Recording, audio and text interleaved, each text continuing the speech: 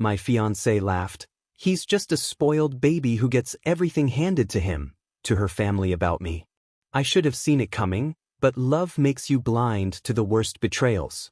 We'd been together for 2 years, and I thought Emma understood who I really was beneath the trust fund. I was wrong. The annual Marcus Foundation charity gala at the Plaza Hotel was supposed to be our night. 150 of Manhattan's most prominent donors, board members, and socialites gathered to support children's medical research.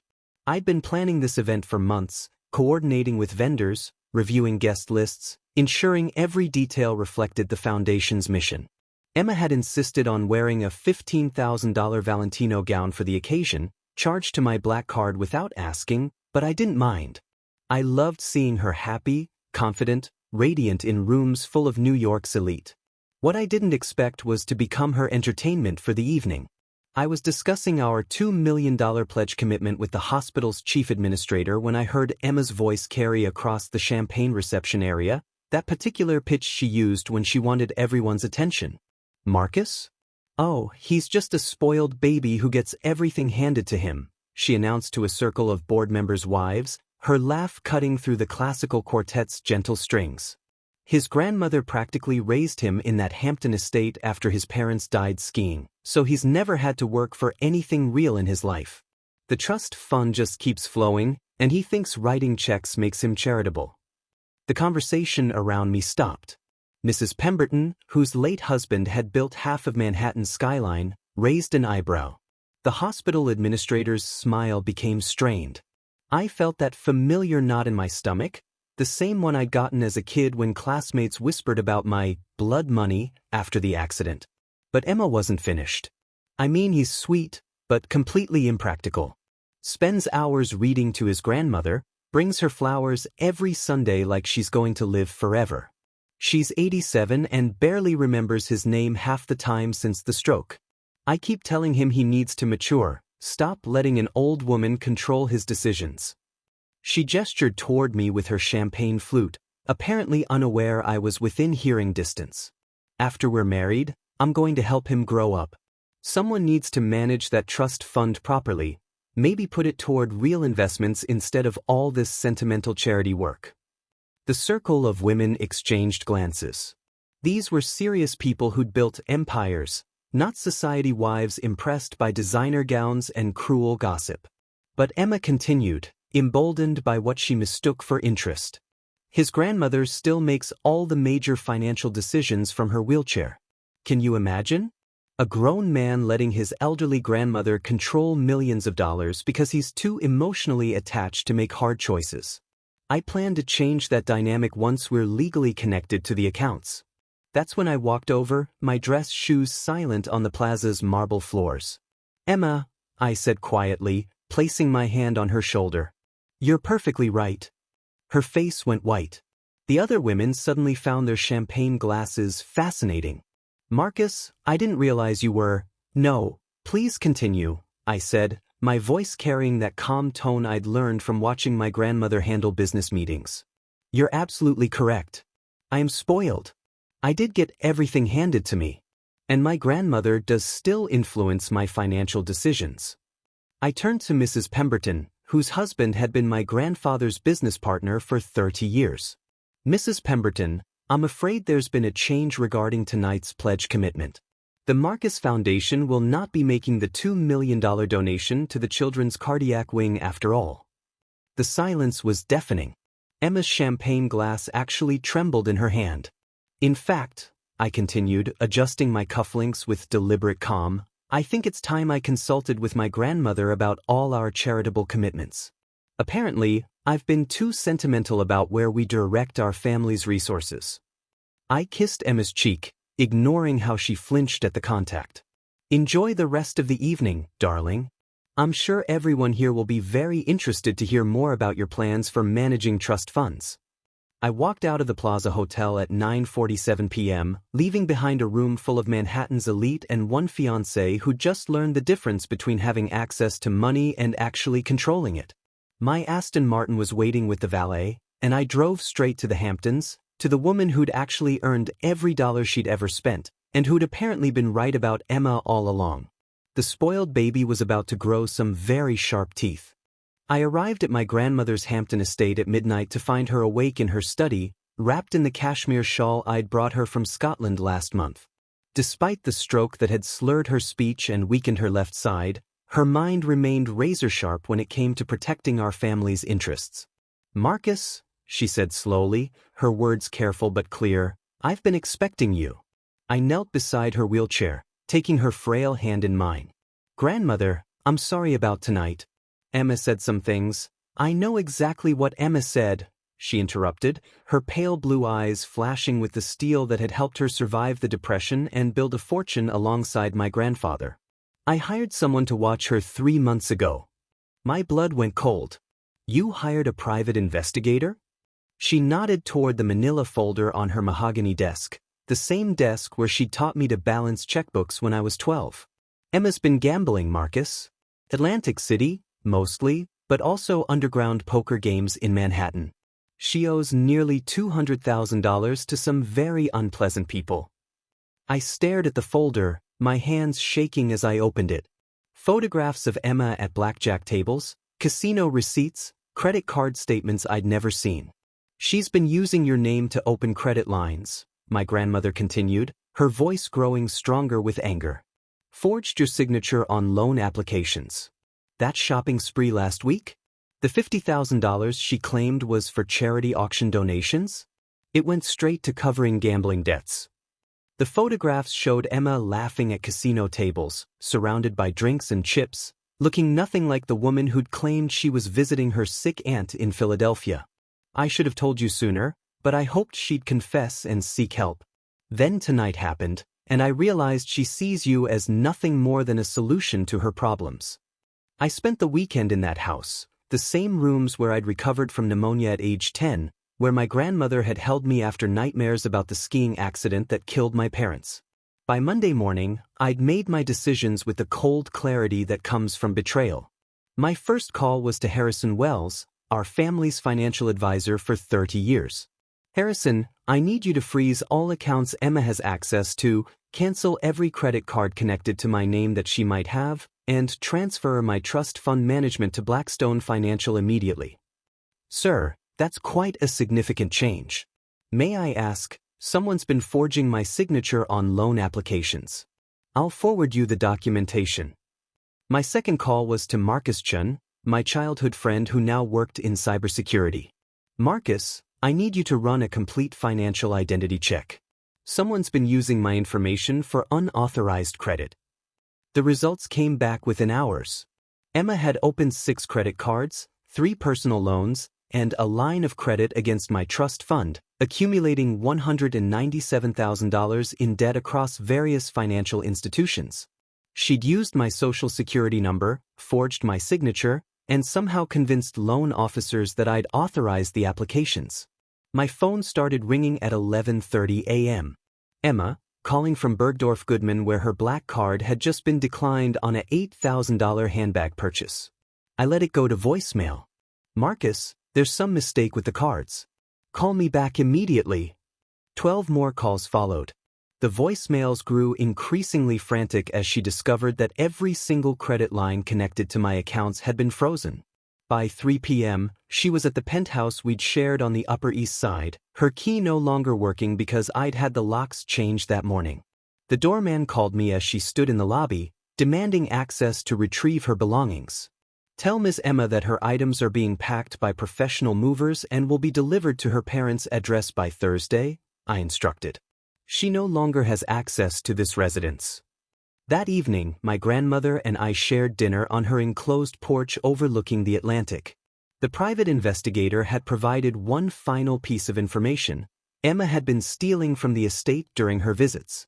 Small items, mostly a pair of my grandmother's pearl earrings, a silver letter opener, a first-edition book from my grandfather's collection. She sold them through an antique dealer in Manhattan, my grandmother explained, showing me the receipts the investigator had obtained. Probably needed quick cash between gambling sessions. I looked at my grandmother, this woman who'd survived everything life could throw at her, who'd raised me with patience and wisdom after losing her only son in that terrible accident. "I'm sorry, grandmother. You brought someone into our home who revealed her true nature before it was too late, she corrected. Better to discover a thief before marriage than after. My phone buzzed with another call from Emma. I declined it and poured my grandmother another cup of her evening tea. The spoiled baby just learned to bite back, I said quietly. She smiled, the first real smile I'd seen since her stroke. About time. I woke up Tuesday morning to 17 missed calls from Emma and a text message that made my blood boil. You're going to regret this. Everyone will know what kind of man you really are.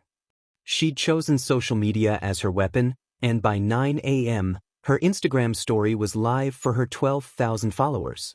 When someone traps you in financial dependency then abandons you with nothing, that's called abuse, she wrote over a photo of herself looking tearful in what appeared to be her childhood bedroom. I gave up my career to support his charity work, and now he's cut me off completely because I dared to have opinions about our relationship. This is what financial manipulation looks like. The post had been shared 43 times within an hour, mostly by her circle of Manhattan socialites who'd enjoyed countless dinners at my expense. But Emma had miscalculated. These weren't naive college friends impressed by designer handbags. They were sophisticated women who understood money, power, and the difference between genuine victimhood and entitled manipulation. By noon, the comments section told a different story. Didn't you post about spending $30,000 at Cartier last month? Wrote Madison Hartwell, whose family owned half of the Hamptons. Financial dependency is when someone controls your ability to earn, not when they stop paying for your luxuries. Emma, we've seen your gambling, commented Patricia Morrison, the hospital board chair who'd witnessed last night's disaster. Atlantic City photos, poker nights at private clubs. This isn't about financial abuse. But the most damaging response came from her former roommate Sarah. Girl, you literally bragged about forging his signature on credit applications. I have the text messages. The social media offensive collapsed within 6 hours, but not before revealing something more disturbing. Emma's wealthy friends, the ones who'd filled our dinner reservations at Le Bernardin and Daniel, began distancing themselves as they realized their lifestyle had been subsidized by my trust fund. I had no idea Emma wasn't paying her share, texted Caroline Webb, whose birthday party I'd hosted at my grandmother's estate last summer. She always acted like she had family money. The truth was spreading through Manhattan's social circles faster than Emma could control it. She'd presented herself as an equal partner in our relationship, but everyone now understood she'd been living entirely off my resources while contributing nothing but criticism and eventual betrayal. Wednesday brought a desperate phone call from Emma's mother, Patricia Sterling, a prominent figure in New York's nonprofit world. Marcus, dear, I think there's been a terrible misunderstanding. Emma's just stressed about the wedding planning, and sometimes stress makes people say things they don't mean. I was in my grandmother's garden, deadheading roses while she supervised from her wheelchair, when Patricia called. Mrs. Sterling, with respect, this isn't about wedding stress. Emma has a gambling addiction that she's been hiding, and she's been stealing from my family. Stealing? Marcus, that's a very serious accusation. I have documentation. Credit cards opened in my name without authorization, forged signatures on loan applications, items stolen from my grandmother's house and sold to antique dealers. This isn't a lover's quarrel, it's criminal fraud. The silence stretched long enough that I wondered if the call had dropped. Finally, Patricia's voice returned, smaller and uncertain. I had no idea things had gotten so serious. That evening, Patricia hosted what she called a peace dinner at her Park Avenue apartment, inviting Emma, myself, and several family friends to work through this misunderstanding like civilized adults. I arrived with my attorney's business card in my jacket pocket and a folder of evidence under my arm. Emma was already there, wearing a conservative dress I'd never seen before and an expression of calculated remorse. She'd clearly been coached. Marcus, I owe you an apology, she began, her voice trembling with what appeared to be genuine emotion. I've been under tremendous pressure, and I made some poor financial decisions. But calling it theft is extreme. You sold my grandmother's pearl earrings for $1,200 cash, I interrupted, opening the folder. Here's the receipt from Morrison Antiques, dated 3 weeks ago. Emma's face went white. Patricia Sterling's wine glass actually slipped in her hand. You also forged my signature on 6 credit applications, accumulating nearly $200,000 in unauthorized debt, and used those funds primarily for gambling at Atlantic City casinos. I have security footage.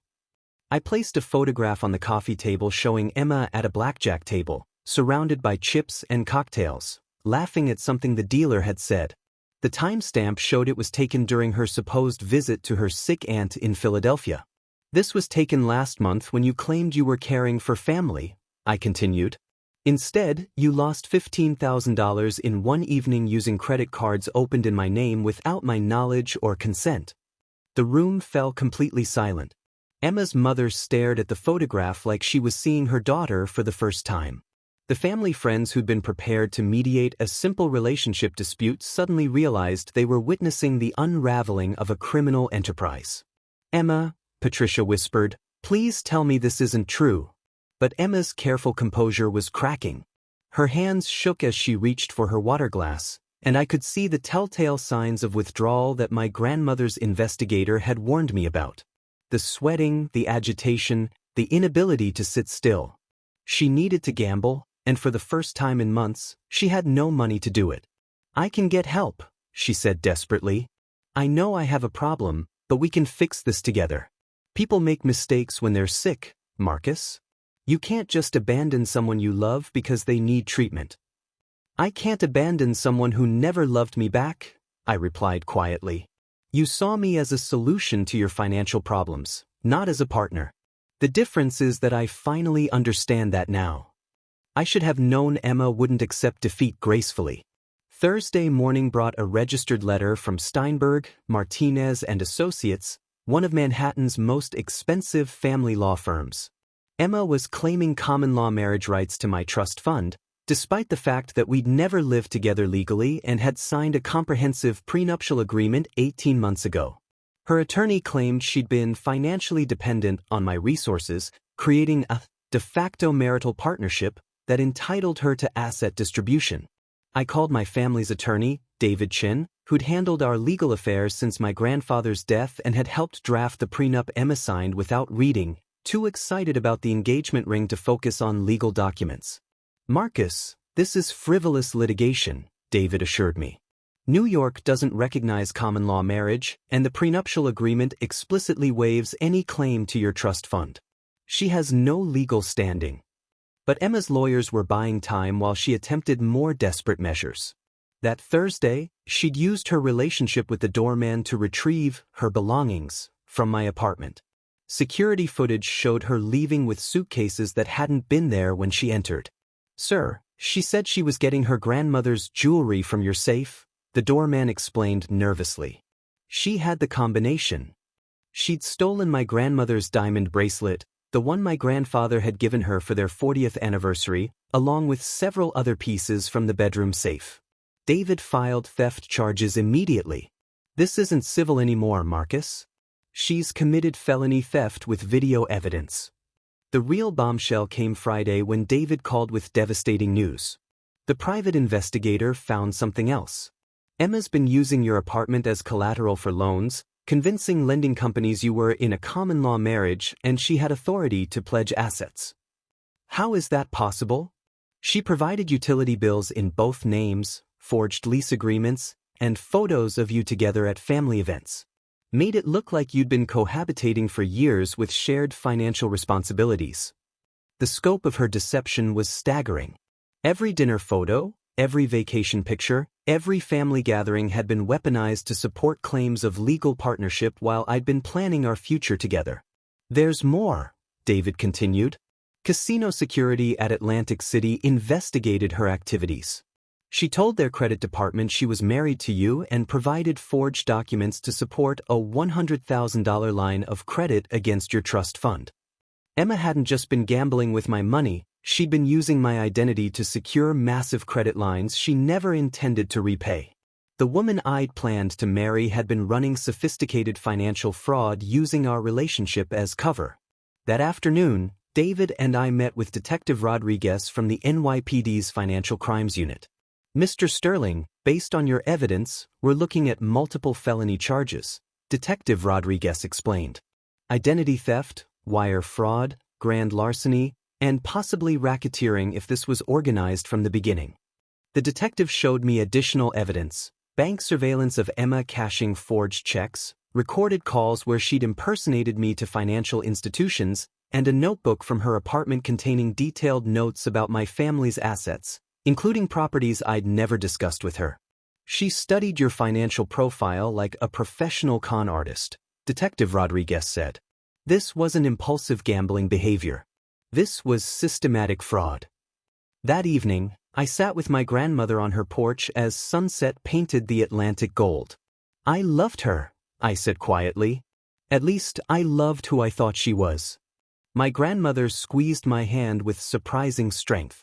You loved someone who never existed, Marcus? Every tender moment was calculated to deepen your investment while she planned her extraction. Her words stung because they were true, but she continued. You survived, and now you know the difference between someone who loves you and someone who loves what you can provide. My phone buzzed with a call from Emma's mother, Patricia Sterling's voice barely above a whisper. Marcus, Emma's father, and I have been meeting with accountants all day. She borrowed money from us under false pretenses too. We're mortgaging our house to pay for her legal defense. The next morning brought Emma's arrest at her parents' apartment, charged with 8 felony counts including identity theft and grand larceny. Bail was set at $500,000, secured by her parents' home. The prosecutor wants to make an example, David explained. Financial fraud targeting romantic partners is increasing, and they want to send a message. I felt no satisfaction in Emma's arrest, only profound sadness that someone I'd planned to marry had seen me as nothing more than a mark to exploit.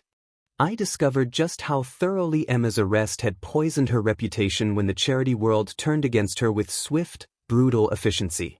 Within a week of her mugshot appearing in the New York Post under the headline, Trust Fund Con Artist, 3 nonprofit boards had quietly removed her from their membership rosters. The revelation that she'd been skimming funds from charity auctions to support her gambling addiction sent shockwaves through Manhattan's philanthropic community. We had no idea, Margaret Whitfield, chair of the Children's Hospital Foundation, told me during a hastily arranged lunch meeting. Emma volunteered to handle auction proceeds from our spring gala. We trusted her with $85,000 in donated items and cash contributions. The internal audit revealed that Emma had systematically underreported auction results, pocketing the difference while providing doctored receipts to the foundation's treasurer. A signed Picasso lithograph that had sold for $15,000 was reported as fetching only $8,000, with Emma keeping the $7,000 difference. Similar discrepancies appeared across dozens of auction items spanning 3 charity events. She was so helpful, so enthusiastic about our mission, Margaret continued, her voice hollow with betrayal. She insisted on personally handling the financial reconciliation because she wanted to ensure accuracy. We thought we were lucky to have someone so dedicated. The scope of Emma's charitable theft extended beyond simple embezzlement. She'd used her position on nonprofit boards to access donor databases, which she'd then leveraged to approach wealthy contributors with fabricated emergency fundraising appeals, claiming urgent medical needs for specific children in the hospital's care. The money went directly into accounts she controlled. Mrs. Patricia Morrison, whose late husband had established the cardiac wing Emma had targeted, was particularly devastating in her condemnation. That young woman looked me in the eye and told me a story about a 6-year-old boy named Tommy who needed immediate surgery his family couldn't afford. She showed me medical records, photographs, detailed treatment plans. I wrote her a check for $25,000 on the spot. There was no Tommy. The medical records were fabricated, the photographs stolen from other families' social media accounts, and the treatment plans copied from legitimate hospital documentation. Emma had constructed an elaborate fiction to extract money from grieving parents who'd lost their own child to the same cardiac condition she claimed was threatening Tommy's life. The charity community's rejection was swift and absolute. Emma's photograph was quietly removed from foundation websites, her name scrubbed from donor recognition plaques, and her access to future events permanently revoked. The woman who'd complained about showing houses under $750,000 to poor people had been stealing from children's medical care. But amid this professional devastation, something unexpected was happening in my personal life. I'd started volunteering at the Children's Hospital directly, spending Tuesday evenings reading to young patients in the cardiac unit. It was there that I met Dr. Samantha Wells, a pediatric surgeon whose dedication to her work made Emma's shallow charity involvement look like the performance it had always been. Samantha was different in every way that mattered. Where Emma had seen charity work as social networking, Samantha had spent 8 years training to save children's lives. Where Emma had demanded attention and praise, Samantha worked 18-hour shifts without expecting recognition. Where Emma had exploited vulnerability, Samantha healed it. "You're the Marcus from the Foundation," she said one evening as I finished reading to a 7-year-old girl awaiting surgery. "I've seen your grandmother's donations in action. The new cardiac monitoring equipment is saving lives every week." I was struck by how she focused on the impact rather than the amount. Emma had always talked about our charitable giving in terms of social status and tax benefits, but Samantha understood that money was only meaningful when it translated into actual help for people who needed it. "My grandmother believes in supporting things that matter," I said. "She'd be happy to know the equipment is making a difference. Would she like to visit sometime? The children love meeting the people behind the donations. It makes the generosity feel more personal." I thought about my grandmother, still recovering from her stroke but growing stronger each day, and realized how much she'd enjoy seeing her contributions at work. Emma had always made excuses to avoid these visits, claiming they were too depressing and preferring the glamorous charity galas to the actual work of helping people. Over the following weeks, Samantha and I developed a friendship built on shared values rather than financial dependency. She was fascinated by my grandmother's recovery process and impressed by my commitment to visiting her every Sunday, bringing flowers and reading the financial news that kept her mind sharp. "Family is everything," Samantha said one evening as we grabbed coffee after a particularly difficult day at the hospital. "I lost my parents in a car accident when I was in medical school, so I understand how precious that relationship is." Where Emma had mocked my devotion to my grandmother as childish dependency, Samantha recognized it as the foundation of my character. Where Emma had seen my trust fund as a resource to exploit, Samantha was building a career that would make her financially independent regardless of our relationship status. But Emma wasn't finished wreaking havoc. Even from jail, she managed one final act of vindictive destruction, attempting to sabotage my growing relationship with Samantha through a campaign of harassment that would ultimately expose the depths of her desperate rage.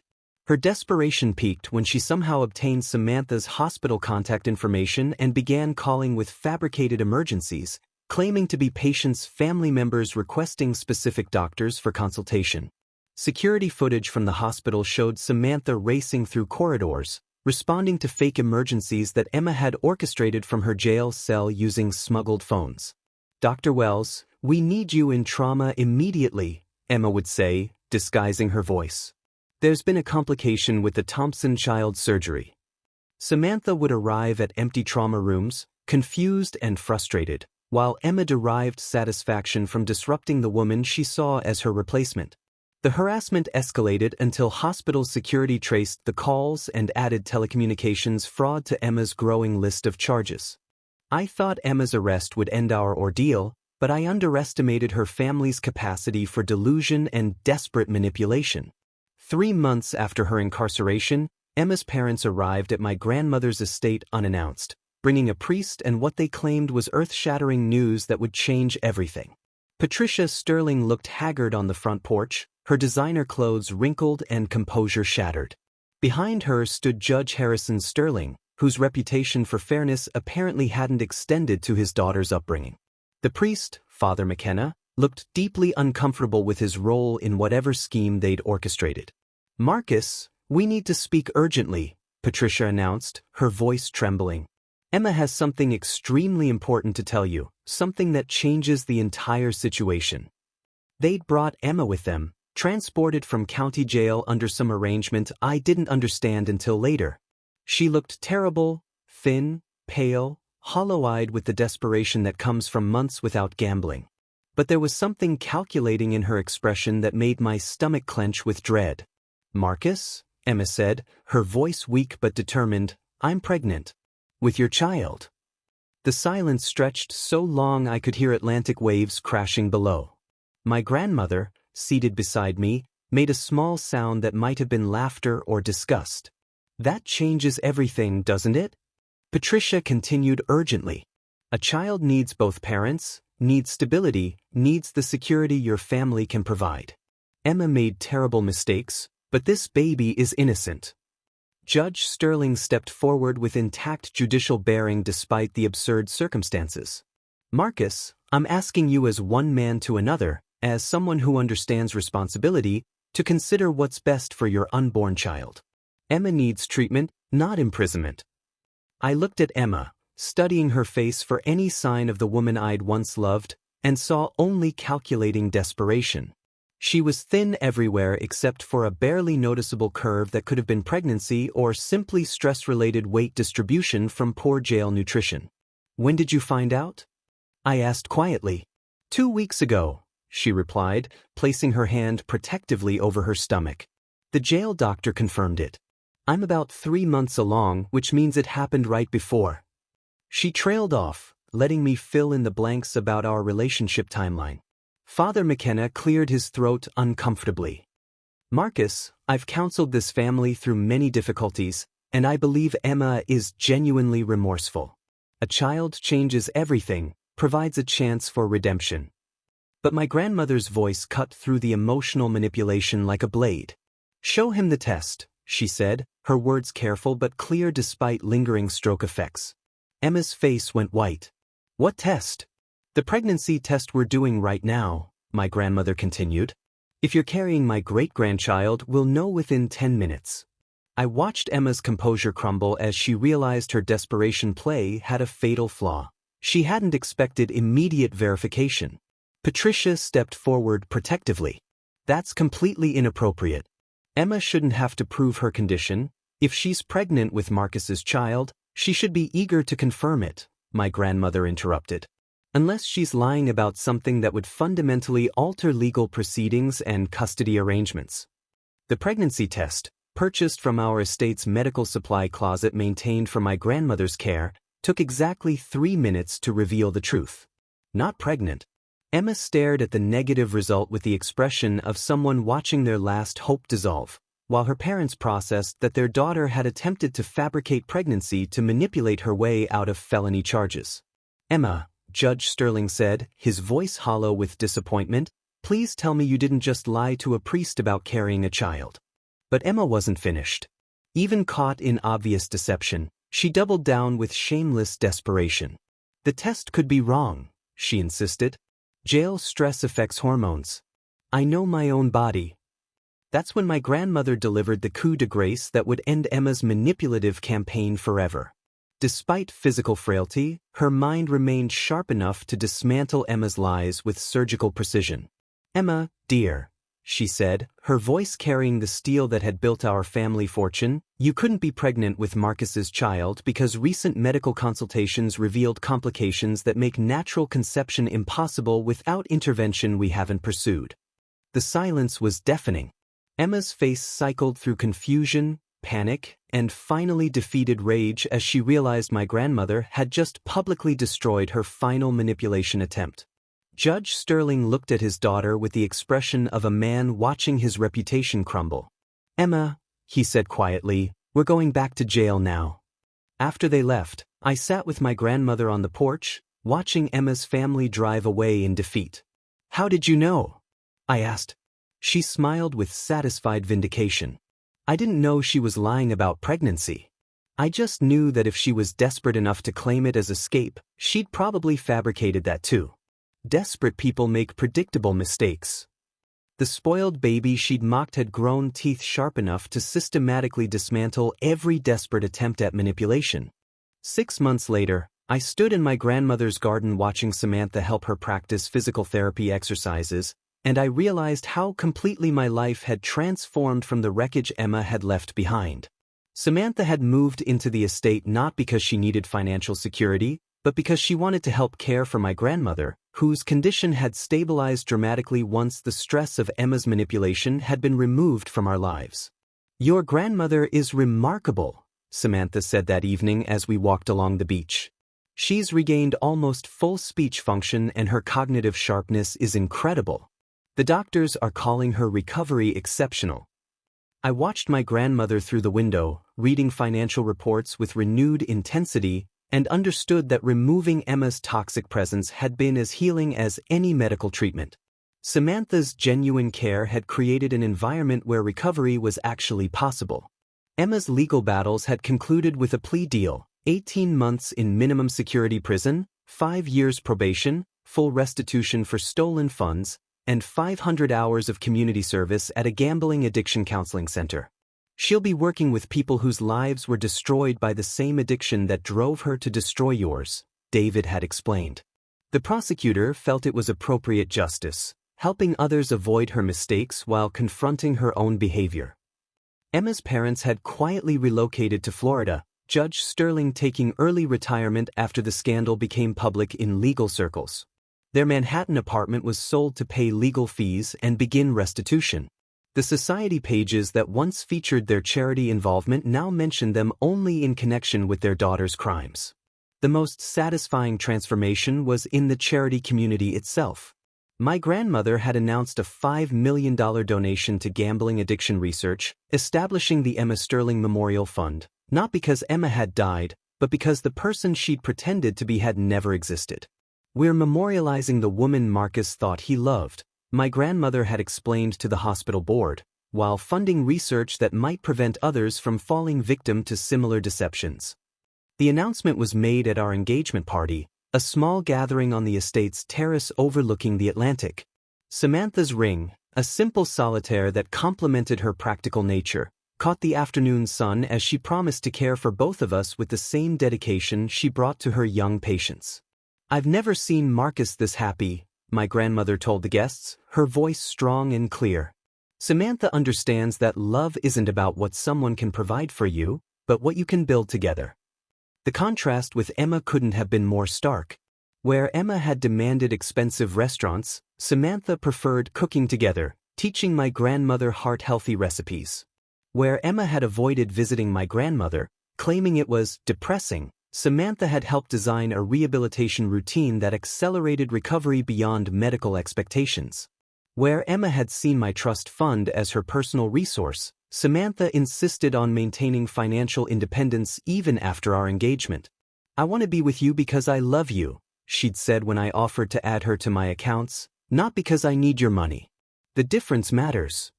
3 months after our engagement, I received a letter from Emma's prison address. The envelope contained a single page of neat handwriting that revealed how completely her circumstances had changed. "Marcus, I know I have no right to contact you, but my counselor says making amends is part of recovery. I can't undo what I did, but I want you to know that I understand now what I lost. Not just the money, but the chance to be with someone who actually cared about building a future together. I threw away something real for the fantasy of easy wealth, and I'll regret that choice forever." I showed the letter to Samantha, who read it with the analytical mind of someone trained to diagnose problems. "It sounds genuine," she said, "but it's also exactly what someone would write if they wanted to manipulate you into feeling sorry for them." I folded the letter and placed it in my desk drawer, not to treasure it, but to remember the lesson it represented. Emma had been a master manipulator even in our happiest moments, and I couldn't trust her sincerity even in apparent defeat.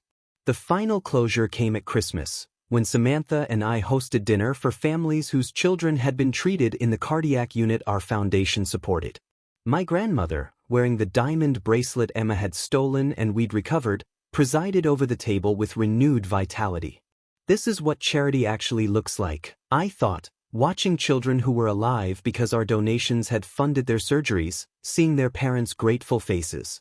Emma had used charity as social networking, but Samantha had shown me that real philanthropy was about direct impact on individual lives. As we cleared dishes, I reflected on Emma's parting shot. "He's just a spoiled baby who gets everything handed to him." She'd been wrong about everything that mattered. The spoiled baby had grown into a man who understood his worth, found someone who valued the right things, and built a life based on genuine connection rather than financial transaction. Emma was learning consequences in prison, while I was planning a future with someone who'd chosen me for exactly the right reasons.